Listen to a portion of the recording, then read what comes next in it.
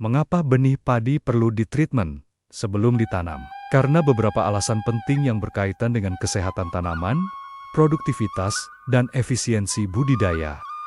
Benih padi bisa membawa patogen jamur, bakteri, atau virus dari musim tanam sebelumnya. Penyakit-penyakit ini bisa menyerang sejak awal pertumbuhan dan menurunkan hasil panen.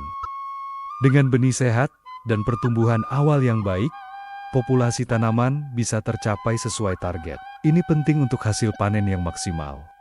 Mencegah penyakit di awal jauh lebih murah dibanding mengobati tanaman yang sudah terinfeksi parah di lahan. Treatment benih membantu mengurangi penggunaan pestisida saat fase pertumbuhan. Untuk itu, saya menganjurkan kepada sedulur tani untuk menggunakan cara biologi, biological seed treatment, yang lebih ramah lingkungan, maka gunakan agen hayati seperti Trichoderma harzionam, merupakan antagonis patogen jamur. Bacillus subtilis merupakan antagonis bakteri patogen. Dalam hal ini, puca madu dapat dipergunakan sebagai agen hayati seed treatment tersebut. Karena bahan aktif puca madu terdapat Trichoderma dan Bacillus sp. Trichoderma adalah jamur antagonis yang sangat efektif. Digunakan untuk mengendalikan penyakit tanaman yang disebabkan oleh patogen tanah, seperti Fusarium, Rhizoctonia, Pythium, dan Sclerosium. Jamur ini juga bermanfaat dalam meningkatkan pertumbuhan tanaman. Cara kerjanya adalah, karena Trichoderma tumbuh lebih cepat dibanding patogen, ia merebut tempat tumbuh dan makanan di permukaan benih, sehingga membunuh jamur patogen tersebut dengan cara tidak langsung. Bahan aktif puca madu berikutnya adalah Bacillus sp, yang merupakan antagonis bakteri patogen. Penggunaan Bacillus, terutama Bacillus subtilis, sebagai perlakuan benih padi seed treatment sangat efektif untuk melindungi benih sejak awal dari patogen, serta meningkatkan figur benih. Berikut penjelasan cara kerjanya secara khusus dalam konteks treatment benih padi.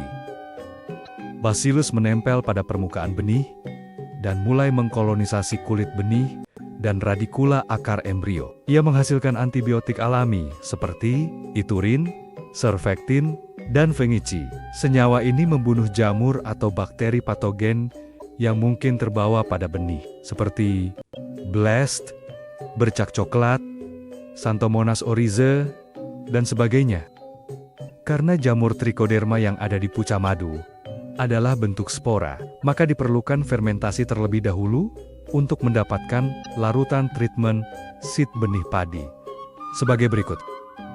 2 tutup atau 10 ml puca madu dilarutkan dengan air sebanyak 1 liter, atau puca madu diencerkan dengan air sebanyak 100 kali. Kemudian ditambahkan NPK 15 sebanyak 20 gram, atau 2% dari volume larutan yang akan kita buat. Selanjutnya, tuangkan air sebanyak 1 liter, atau sebanyak larutan yang kita rencanakan. Kemudian, aduk sampai butiran NPK 15 tadi larut dengan sempurna.